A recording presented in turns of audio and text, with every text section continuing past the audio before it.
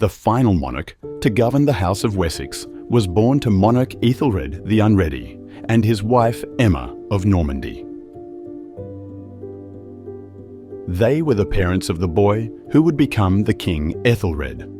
Around the year 1003, he became the seventh son of the king and the first kid to be born to Ethelred's new wife, Emma. He was also the first child to be born to the monarch.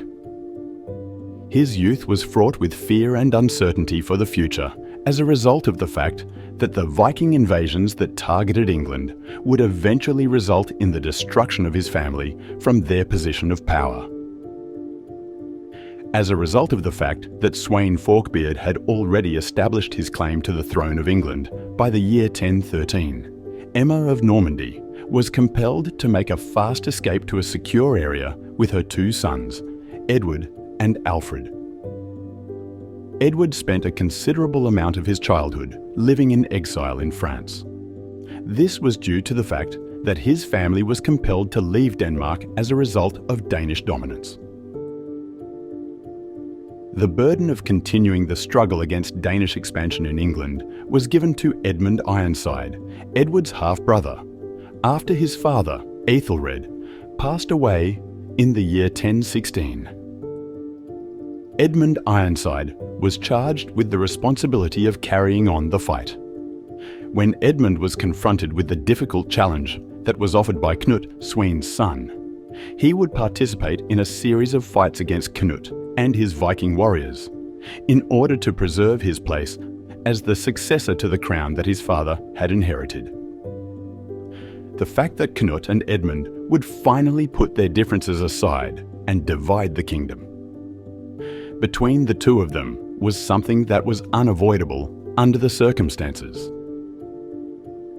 On the other hand, Edmund would pass away not too much longer after that, either as a consequence of the wounds he received in battle or as a consequence of an assassination plot.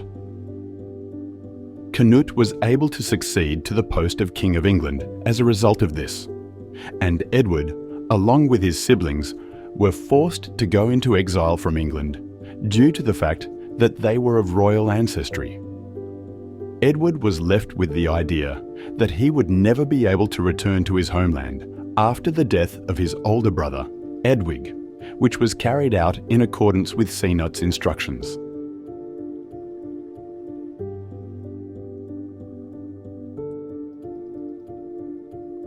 His early years were marked by a great deal of upheaval as a consequence of his mother's marriage to the Danish king Canute in the year 1017.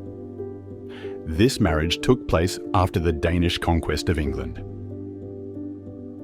Edward and his brother Alfred were both banished to Normandy, where they were brought up under the protection of their mother's Norman family. There, they were nurtured. These two individuals, Edward and Alfred, were exiled. They were not able to receive the adoration of their mother, despite the fact that they lived a life of nobility. This was due to the fact that she gave preference to her other son, Harthknut, who was born from her marriage to Knut. In view of the fact that Edward's stepbrother, Harold Harefoot, ruled England from the year 1035 to the year 1040, it seemed as though Edward's chances of ever regaining the crown of England were extremely slim. Emma reached out to Edward and Alfred in the year 1036 and requested that they come back to England again. Due to the fact that Godwin, the Earl of Wessex, took Alfred hostage and subsequently handed him over to Harold Harefoot, it became clear that this was a perilous action on Alfred's part. Unfortunately, Alfred's life came to an end when he underwent a dreadful incident that caused him to lose his vision, and then he perished dead.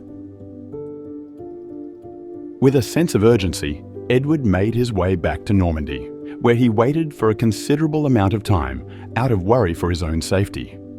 In the year 1040, Edward experienced a defining moment when Harold Harefoot passed away suddenly. This event occurred in the year 1040.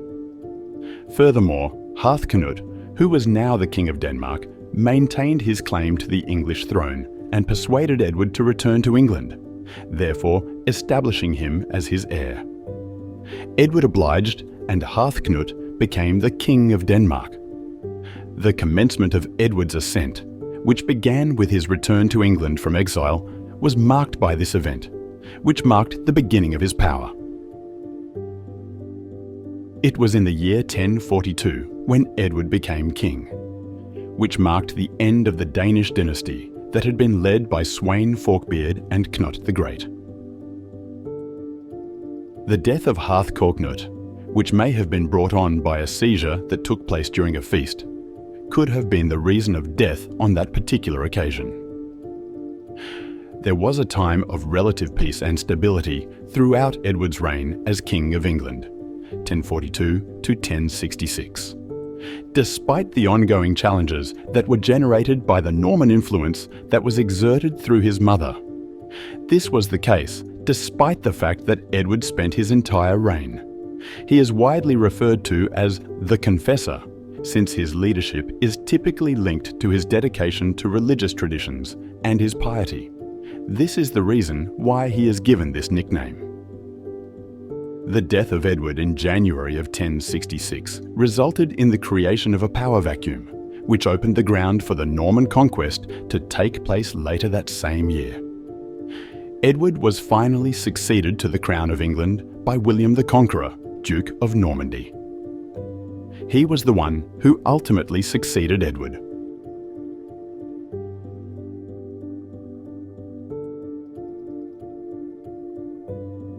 Harald Sigurdsson, who was born in Ringerike, Norway, around the year 1015, was a prominent Viking ruler and warrior. He was also known to history as Harald Hardrada. He hailed from the line of Harald Fairhair, the first king of Norway, and was the son of Sigurd, a powerful and wealthy petty king in the uplands. He was also a descendant of Harald Fairhair. The life of Harald, as well as the larger historical background that surrounded him, was marked by dramatic upheavals, conflicts, and transformations. At the beginning of the 9th century, Norway was a disjointed land that was made up of a number of smaller kingdoms. Harald Fairhair, who was renowned for his ambition and military prowess, was successful in bringing together these kingdoms and establishing Norway as a nation that exists today.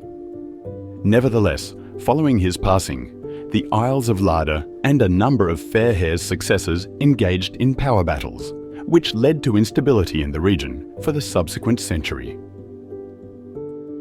It was in the year 1000 that Svein Håkonarson and Erik Håkonarson, with the assistance of the Danish king Sweyn Forkbeard, took control of Norway. After the death of Forkbeard in England in 1014, Erik joined forces with Knut the Great in his effort to conquer England.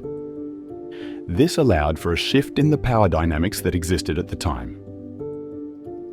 Olaf Haraldsson, a throne pretender from the Fairhair family line, and Harald Hardrada's older brother, took power as a consequence of this event, which led to the end of Danish control in Norway. It was in Ringerike that Olaf Haraldsson began his rule, and it was there that he was recognized as king. There was a quick expansion of his dominance over the southeastern portion of Norway, and he was recognized as king throughout the entire region. After Olaf Tryggvason passed away, Norway was partitioned into Swedish and Danish halves, while the remaining portions of the nation were administered by petty kings and earls according to their respective titles. The task of cementing his rule was one that Olaf Haraldsson accepted with enthusiasm. Olaf met Svein Håkonarson at the Battle of Nesjar, which took place on March 25, 1016, and he was successful in coming out on top. It was a ferocious struggle that resulted in a large number of losses, despite the fact that there are few facts regarding the action. Olaf was able to unify Norway as a result of his success, which enabled him to eliminate the influence of Sweden and Denmark and to triumph over the petty monarchs in the southern region. The region saw increased cohesion and stability as a result of Olaf's leadership. By the time Olaf Haraldsson was 22 years old, he had successfully unified all of Norway under his rule, just like his ancestor Harald Fairhair had done many years earlier. His accomplishments also included effective attacks in Denmark and the acceptance of his position as king of the region of Norway that is located the farthest north. Throughout Olaf Haraldsson's reign, Norway saw a tremendous religious transition. This took place throughout his reign. As the nation moved away from its ancient Norse pagan beliefs and toward Christianity, it was undergoing a transformation. There were a significant number of people who had already converted to Christianity along the coastal districts, while the inland regions continued to adhere to the traditional Norse gods. Olaf made legislation that were based on Christian teaching in the year 1024, which was the year when Christianity was acknowledged to be the official religion in Norway. Unrest ensued as a result of this decision, particularly among individuals who had strong pagan beliefs and those who were members of the governing elite. The turmoil and opposition that occurred under Olaf's reign were a result of the tension that existed between the new faith and the old ways of the Norse. In the midst of Olaf Haraldsson's efforts to consolidate his control in Norway, dangers from the outside world appeared. Following the establishment of his sovereignty over Denmark and England, Canute the Great endeavoured to expand his empire and set his sights on Norway as a potential additional territory. In order to protect his kingdom against Sinute's ambitions, Olaf had to negotiate the forces that came from the outside around him.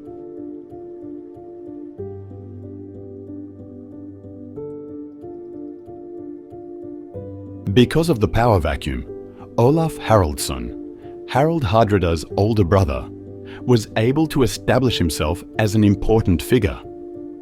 This was made possible by the fact that the power vacuum existed. Olaf was able to successfully unite the southeastern section of Norway when he was in power, and he was recognized as king over the entire region. His reign was a period of time in Norwegian history that was marked by tremendous historical progress. The completion of the process of stabilizing the country and pushing Christianity over Norse paganism was his responsibility. He was responsible for both of these things. The strict application of Christian law that he carried out, on the other hand, was greeted with criticism from traditionalists and the ruling elite. The focus of Knut the Great's attention was on Norway in an endeavour to expand the boundaries of his empire. In order to persuade Olaf's nobles, Canute made a promise to them that they would go back to the traditional way of life. Consequently, he was able to acquire their assent without the necessity of engaging in a dispute. As a direct result of this, in the year 1028, Canute arrived in Norway with a massive fleet and was immediately anointed king without any opposition standing in his way. In order to flee the country, Olaf sought refuge in Novgorod, which is situated in the border region of Russia. Canute the Great's rule over Norway was eventually overthrown, and it did not take long for this to happen. After Olaf Haraldsson passed away in England in the year 1035, he made his way back to Norway with the assistance of the Swedish king Anud Jacob and an army consisting of 400 soldiers. He was able to accomplish this with the help of the Swedish king. At the time, Harald, who was roughly 15 years old, received his brother upon his return to Norway. He was accompanied by approximately 600 troops from the uplands. This event marked the beginning of a struggle to rescue Norway from its state of enslavement. the brothers gathered up an army in order to get ready for the Battle of Stiklestad, which was slated to take place on July 29th, 1030. The fighting was intense, and as a consequence, there were a significant number of casualties on both sides of the conflict. During the conflict, Olaf fought bravely with his most trusted warriors, who did so while carrying his banner. During the course of the struggle, he engaged the enemy in a head-on confrontation. Nevertheless, he sustained injuries that proved to be deadly, and he ultimately passed away. The moniker Saint Olaf was subsequently bestowed upon him as a consequence of the circumstances that transpired during his lifetime.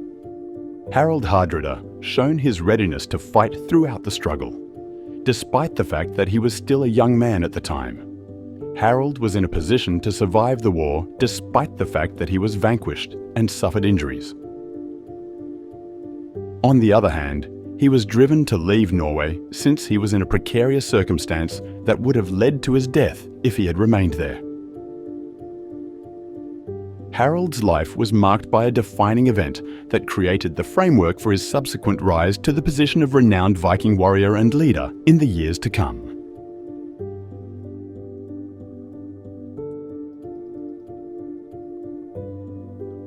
Following his defeat at Stiklestad, in which Olaf was taken to his death and Harald incurred serious wounds, Harald withdrew into hiding in the eastern portion of Norway in order to recover from his injuries. After he had healed, he made his way to Kievan Rus, where he was received by Grand Prince Yaroslav the Wise. The Grand Prince acknowledged his bravery and knowledge, and as a result, he appointed him to the role of general during his reign. At the beginning of his life in Kievan Rus, Harald took part in operations against the Poles in the year 1031. These actions took place during his early years. Through participation in these campaigns, he was able to test his skills as a warrior and overcome the challenging terrain of the ice. His adventures continued until he reached Constantinople, which was the capital of the Byzantine Empire at the time. There, he joined the Varangian Guard, a prestigious military group that was well known for its loyalty and effectiveness in battle. He became a member of the Varangian Guard. Harald participated in intense clashes against Arab pirates in the Mediterranean Sea, and battles that went all the way to the Tigris River, while he was at Constantinople. These battles lasted until the Tigris River was reached. Additionally, he went on a trip to Jerusalem and defended individuals who were there from being attacked by bandits. He did this while he was there. When the Byzantine army embarked on its campaign to Sicily in the year 1038, Harald was one of the soldiers that participated. The objective of the operation was to retake the island from the Muslim Saracens, and they were successful in capturing 4 towns. During the Battle of Ostrovo, which took place in Bulgaria, he displayed his strategic brilliance and his battle-hardened resilience throughout the conflict. The extent of his military achievement stretched to southern Italy, where he took part in the struggle against the enemy. As of this time, he had been a part of 28 major conflicts and an uncountable number of skirmishes, which meant that he had accumulated experience that was unparalleled by anybody else. In spite of this, Harald's journey suddenly took a turn for the worse once he arrived in Constantinople. Immediately after the death of Emperor Michael IV, the empire was presented with a dispute that originated from the relationship that existed between the new Emperor Michael IV and Empress Zoe. Despite the fact that Harald was brought into custody and held in prison during this difficult time period, his fellow members of the Varangian Guard were able to successfully plan his escape. After that, he led his warriors to the royal palace and took decisive action, which was an essential component of the process that ultimately ended in the removal of the new emperor from his position of authority. During the time that Harald was in the Byzantine Empire, he collected a significant amount of wealth, and he entrusted Yaroslav with the responsibility of safeguarding his wealth.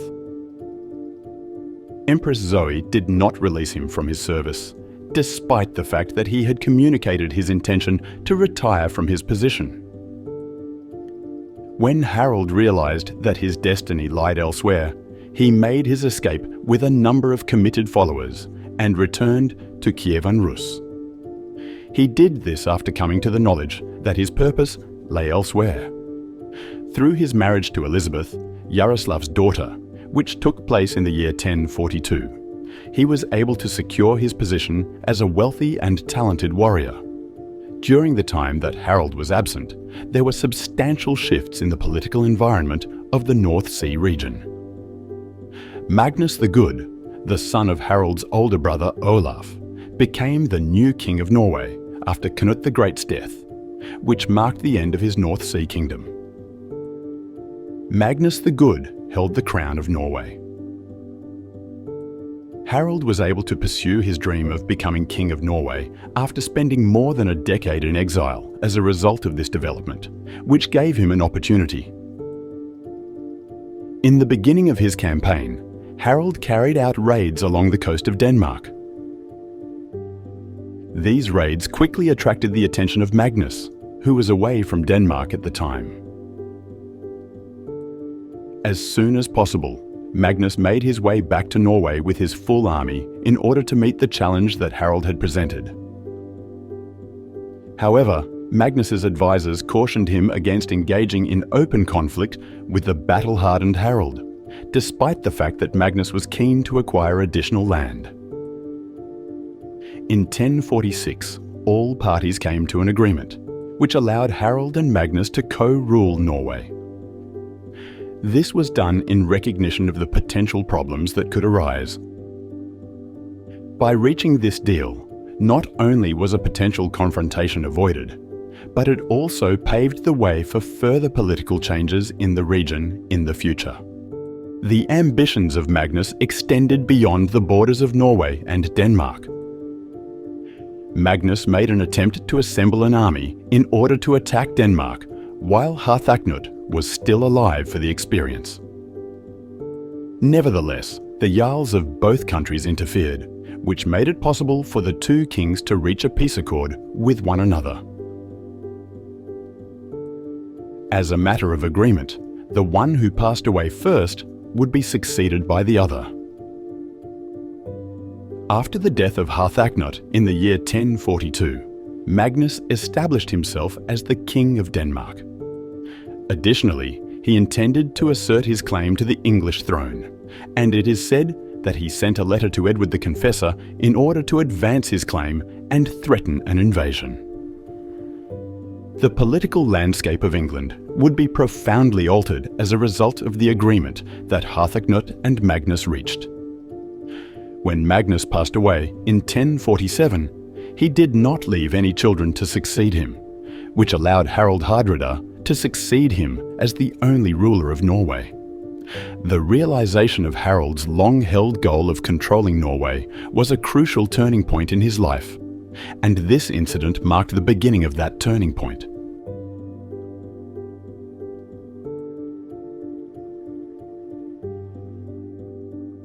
The reign of Edward the Confessor was characterized by a period of tremendous transition and challenges in England. These included a departure from the control of the Vikings, battles with influential earls, and the influence of Norman culture. Early in his youth, Edward was forced to live in exile as a result of the disruption that the Danish invasion generated in the English monarchy. He was born around the year 103.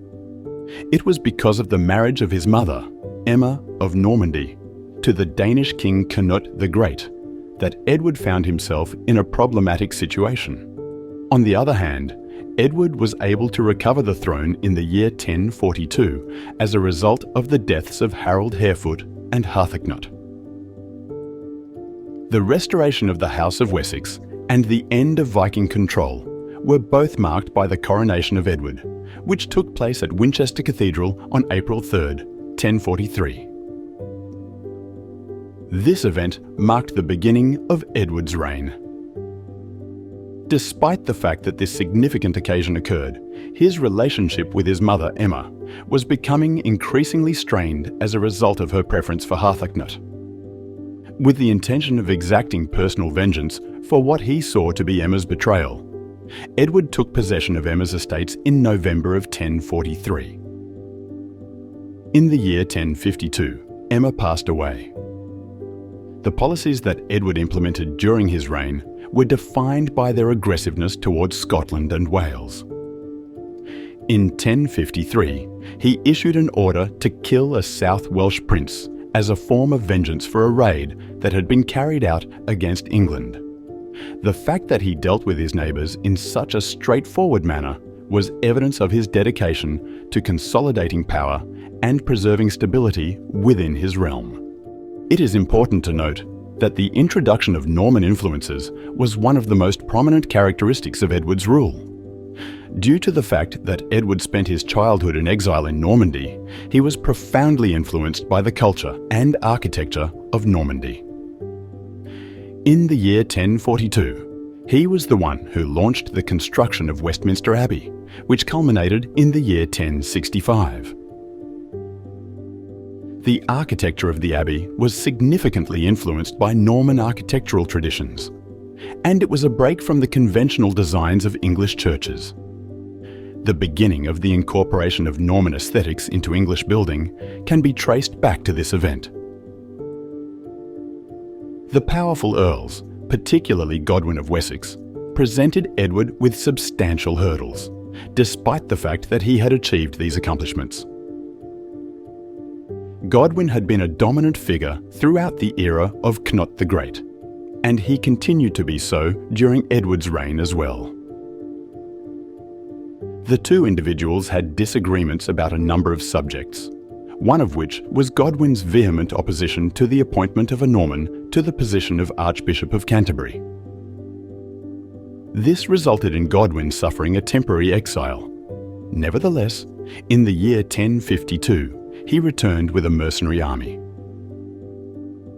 Godwin was able to reclaim his power, territory and titles through the utilization of negotiations that were mediated by the Bishop of Winchester.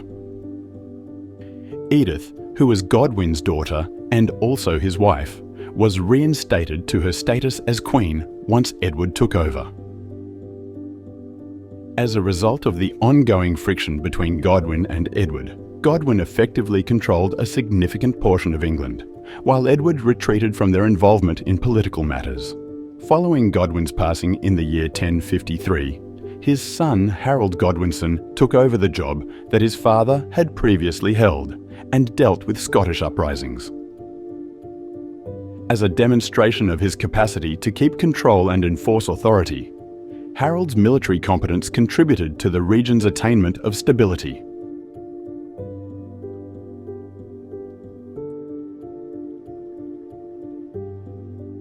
Following a protracted period of time, during which the Vikings ruled England, the Anglo-Saxon monarchy was reinstated, and Edward the Confessor was appointed as the new king. His political confrontations, particularly with the influential Godwin family, were a defining characteristic of his tenure, which was also defined by his personal devotion. Edward was informed in the year 1056 that his nephew Edward the Exile was still alive. The fact that Edward the Exile was the son of the deposed King Edmund Ironside and a direct male descendant of Alfred the Great made him a formidable contender for the throne. These two factors combined to make him a powerful contender. These pieces of information came at the perfect time, which might perhaps put an end to a contentious succession debate within the Saxon royal house. The Bishop of Worcester was dispatched in the year 1054 by Edward the Confessor in order to negotiate with the King of Hungary for the return of Edward the Exile. This was done in an effort to ensure the consistent rule of Edward the Confessor.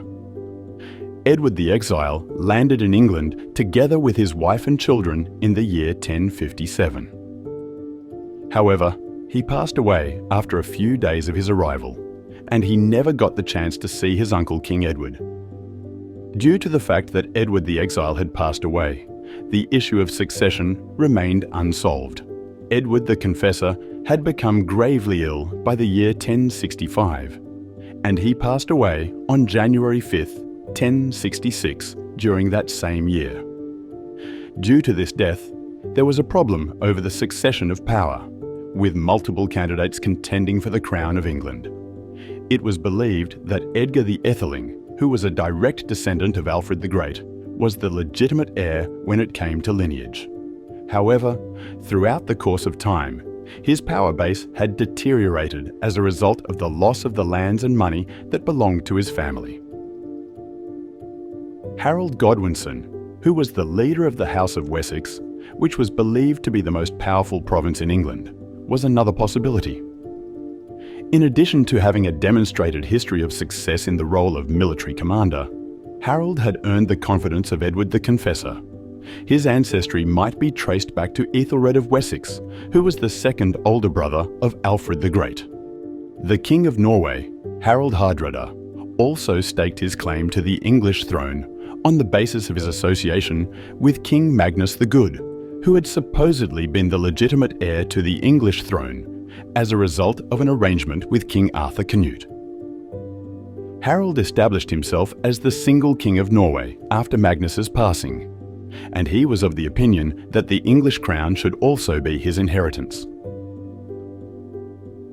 Finally, William, Duke of Normandy, asserted that Edward the Confessor had appointed him as his successor.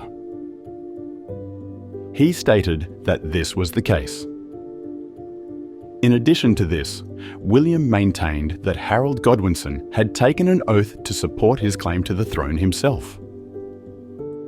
Additionally, William's assertion was supported by familial connections, as his great-aunt Emma of Normandy was married to both King Ethelred the Unready and King Canute the Great.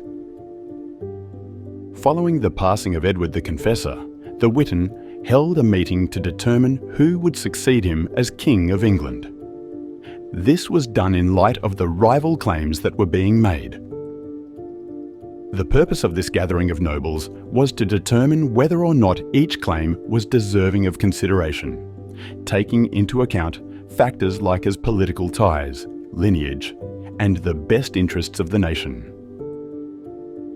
The reign of Edward the Confessor was characterized by a period of tremendous transition and challenges in England. These included a departure from the control of the Vikings, battles with influential earls, and the influence of Norman culture. Early in his youth, Edward was forced to live in exile as a result of the disruption that the Danish invasion generated in the English monarchy. He was born around the year 103. It was because of the marriage of his mother, Emma of Normandy, to the Danish king Canute the Great, that Edward found himself in a problematic situation. On the other hand, Edward was able to recover the throne in the year 1042 as a result of the deaths of Harold Harefoot and Harthacnut. The restoration of the House of Wessex and the end of Viking control were both marked by the coronation of Edward, which took place at Winchester Cathedral on April 3, 1043. This event marked the beginning of Edward's reign. Despite the fact that this significant occasion occurred, his relationship with his mother Emma was becoming increasingly strained as a result of her preference for Harthacnut. With the intention of exacting personal vengeance for what he saw to be Emma's betrayal, Edward took possession of Emma's estates in November of 1043. In the year 1052, Emma passed away. The policies that Edward implemented during his reign were defined by their aggressiveness towards Scotland and Wales. In 1053, he issued an order to kill a South Welsh prince as a form of vengeance for a raid that had been carried out against England. The fact that he dealt with his neighbours in such a straightforward manner was evidence of his dedication to consolidating power and preserving stability within his realm. It is important to note that the introduction of Norman influences was one of the most prominent characteristics of Edward's rule. Due to the fact that Edward spent his childhood in exile in Normandy, he was profoundly influenced by the culture and architecture of Normandy. In the year 1042, he was the one who launched the construction of Westminster Abbey, which culminated in the year 1065. The architecture of the abbey was significantly influenced by Norman architectural traditions, and it was a break from the conventional designs of English churches. The beginning of the incorporation of Norman aesthetics into English building can be traced back to this event. The powerful earls, particularly Godwin of Wessex, presented Edward with substantial hurdles, despite the fact that he had achieved these accomplishments. Godwin had been a dominant figure throughout the era of Canute the Great, and he continued to be so during Edward's reign as well. The two individuals had disagreements about a number of subjects, one of which was Godwin's vehement opposition to the appointment of a Norman to the position of Archbishop of Canterbury. This resulted in Godwin suffering a temporary exile. Nevertheless, in the year 1052, he returned with a mercenary army. Godwin was able to reclaim his power, territory and titles through the utilization of negotiations that were mediated by the Bishop of Winchester. Edith, who was Godwin's daughter and also his wife, was reinstated to her status as queen once Edward took over. As a result of the ongoing friction between Godwin and Edward, Godwin effectively controlled a significant portion of England, while Edward retreated from their involvement in political matters. Following Godwin's passing in the year 1053, his son Harold Godwinson took over the job that his father had previously held and dealt with Scottish uprisings. As a demonstration of his capacity to keep control and enforce authority, Harold's military competence contributed to the region's attainment of stability. On January 6, 1066, the Witan made a judgment that would go on to become a watershed moment in the history of England. This decision selected Harold Godwinson as the new king. Due to the fact that William the Duke of Normandy, Edgar the Atheling, and Harold Hardrada all had rival claims to the throne, this decision was extremely important. In the beginning, these contenders instantly challenged Harold's reign, which set the stage for a year that would be both stormy and significant. Tostig Godwinson, who was the brother of Harold Godwinson, was an important figure in the events that occurred immediately prior to and during Harold's rule. Tostig, in his capacity as Earl of Northumbria, created a robust military presence and the imposition of stringent rules in order to preserve order in a territory that was notorious for its lack of lawfulness. As he apprehended and punished criminals with harsh methods such as mutilation and death, his efforts to rule the area were initially successful. He was able to exert control over the area.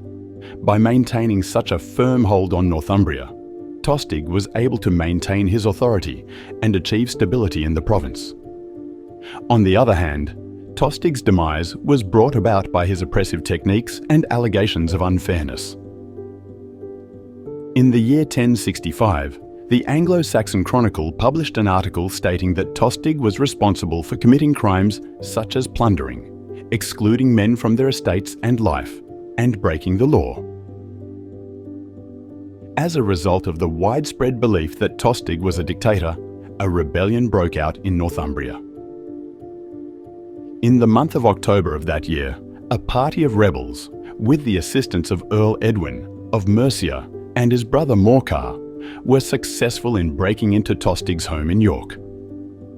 In order to remove Tostig from his position as Earl of Northumbria, the rebels murdered his warriors and appointed Morcar in his place. In order to preserve order and ensure the continuation of his authority, Harold Godwinson was forced to make a challenging choice about the future of his brother. He made the decision to exile Tostig, which was in accordance with the decision made by the Witan, and was intended to put an end to any further revolt in the northern region. In order to solidify his power and ensure the loyalty of the Northern Earl, Harold made a step that was clearly designed from a political standpoint. In spite of the fact that he was living in exile, Tostig never stopped feeling animosity toward Harold, and in March of 1066, he started scheming revenge on his brother. In addition to adding another layer of complication to Harold's rule, this internal strife within the Godwinson family has also contributed to the weakening of his position. The animosity that existed between the brothers highlighted the difficulties that Harold encountered in accomplishing his goal of securing his kingdom in the face of external threats from William of Normandy, Harold Hardrada, and other ambitious competitors.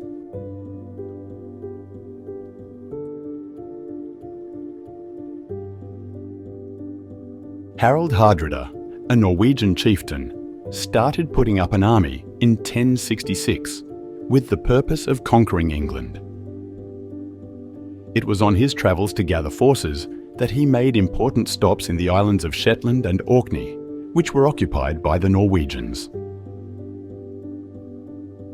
It was there that he gathered additional troops to strengthen his campaign. Hardrada's efforts to recruit Scottish warriors extended into southern Scotland, where he made an alliance with Tostig's ally, Malcolm III of Scotland, and obtained the allegiance of approximately 2,000 Scottish soldiers. Tostig, who was living in exile and was the brother of King Harold Godwinson of England, was a significant contributor to Hardrada's decision to begin an invasion. Following his expulsion from England as a result of his opposition to Harold's leadership and his brutal treatment of the people of Northumberland, Tostig set out to exact revenge on his brother. He established communication with Hardrada and was successful in convincing him to undertake an invasion of England. He did this by giving Hardrada the chance to ascend to the crown of England at the time. Tostig's trip to Norway is said to have had a deep impact on Hardrada and his court, which ultimately led to the king's decision to raise a levy for the campaign, despite the fact that he had been initially rather hesitant. From the beginning of the invasion, Hardrada carried out a series of raids along the coast of England.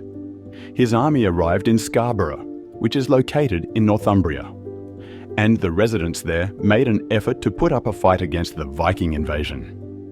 Hardrada's soldiers responded by destroying the town by setting it on fire, which resulted in the capitulation of other towns in the vicinity. Because of this aggressive attitude, Hardrada was able to establish its supremacy in the region quite fast. Following the dissemination of information on the Viking invasion, Earl Morcar of Northumbria and Earl Edwin of Mercia swiftly gathered an army in order to oppose the armies of Hardrada. The conflict between the two factions took place on September the 20th, 1066, in the Battle of Fulford, which was situated just south of York. The first attack was made by the English army, who advanced on the Norwegian forces before they could properly deploy their forces. Hardrada promptly retaliated against the assault, despite the fact that Morcar's troops had initially been successful. He sent in troops from the right flank in order to fight the English soldiers in the heart of the battlefield. In spite of the fact that they were outnumbered, the Viking troops were successful in driving the Anglo-Saxons back and compelling them to retreat. When further Viking forces arrived during the conflict, they were able to outflank the English army and form a third front, which significantly increased the amount of pressure that was being applied to the Anglo-Saxons. At the end of the day, the English army was defeated and suffered significant fatalities, whilst the Viking force suffered less than 1,000 casualties.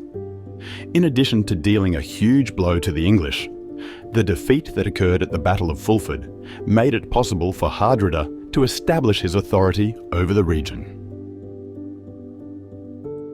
Stamford Bridge, which is 7 miles east of York, would be the location where Charles would withdraw his army in order to wait for the arrival of the captives.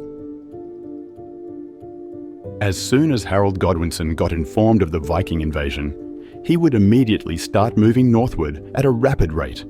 He would continue this movement until he reached his destination.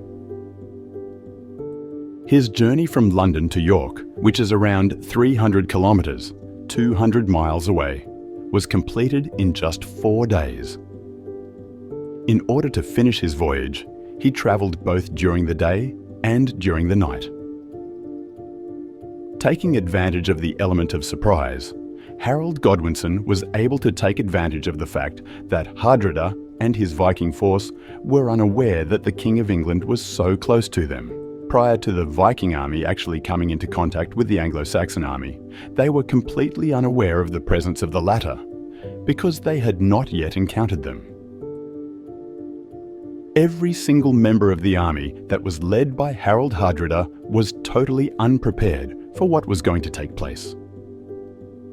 On September 25th, the English army was entirely taken advantage of and caught off guard when they ran straight downhill into the hostile forces of the Vikings. This occurred on the morning of September 25th. There were a significant number of people who were completely unaware of the situation and had not even put on their arms and legs. It was the Battle of Stamford Bridge that would be the event that would bring this unexpected assault to a successful conclusion.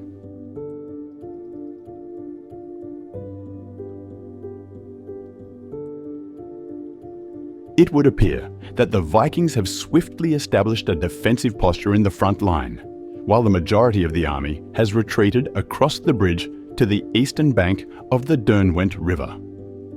This lone axeman was said to have been a berserker, a fighter who was notorious for attacking with unbridled rage and strength, according to folklore. Because of the bridge's narrowness, he was able to effectively defend himself against the assault that was being launched by the English army. Through the use of a two-handed great axe, he engaged in a fierce and precise battle, putting an end to the lives of any English soldier who ventured to approach. It is reported that his stand resulted in the deaths of 40 Anglo-Saxon soldiers, causing the river to turn scarlet with the blood of those who took their lives. When an English soldier floated beneath the bridge in a half-barrel and managed to stab the berserker in the groin, the amazing defense that the berserker had put up eventually came to an end. As a result of this attack, the Viking fighter was rendered weak, which made it possible for the English to kill him and cross the bridge to immediately engage Hardrada's forces. With the death of the lone axeman, Harold Godwinson's men were able to confront Hardrada's army, which had taken up a defensive position on the eastern bank of the Derwent River. This was made possible by the fact that the axeman had been killed. With the intention of defending themselves against the English assault, Hardrada's troops constructed a shield wall. Nevertheless, they chose to abandon their armour, which put them at a major disadvantage. Hardrada, despite his extensive experience in combat, fought without armour as the conflict proceeded, which could have resulted in him becoming a berserker state himself. During the course of the conflict, which lasted for several hours, both sides engaged in fierce warfare. In the end, the Norse forces started to disintegrate and fracture, which made it possible for the English army to burst through their shield wall. Fearlessly charging into battle, Harold Hardrada wielded his longsword with both hands as he charged into the thick of the pandemonium. The fact that he did not have any armour, on the other hand, made him susceptible to being shot by an arrow in the windpipe, which ultimately resulted in his death. Tostig Godwinson, who was also the brother of Harold Godwinson, was also killed in the conflict. The passing of both Hardrada and Tostig was a significant turning point in the history of England, as it signified the end of the Viking threat that had been posed to the kingdom. The defeat of Hardrada at Stamford Bridge ultimately brought an end to the Viking Age in England and made it more difficult for the Vikings to pursue their aspirations in the region. Despite the fact that Harold Godwinson enjoyed a big victory in the combat, the dangers that threatened his reign were not yet eliminated. William the Duke of Normandy crossed the English Channel with his own aspirations of conquest, which culminated in the Battle of Hastings. This occurred not long after Hardrada was defeated. A climate of unrest was maintained throughout the kingdom as a result of the continuing wars that surrounded the English crown.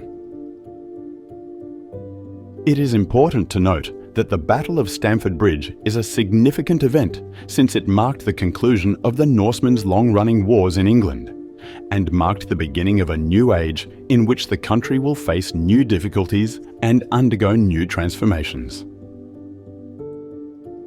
If you like this video, don't forget to click the like button and to continue exploring ancient history with us. Click subscribe. Thank you for your attentive listening. Have a good day.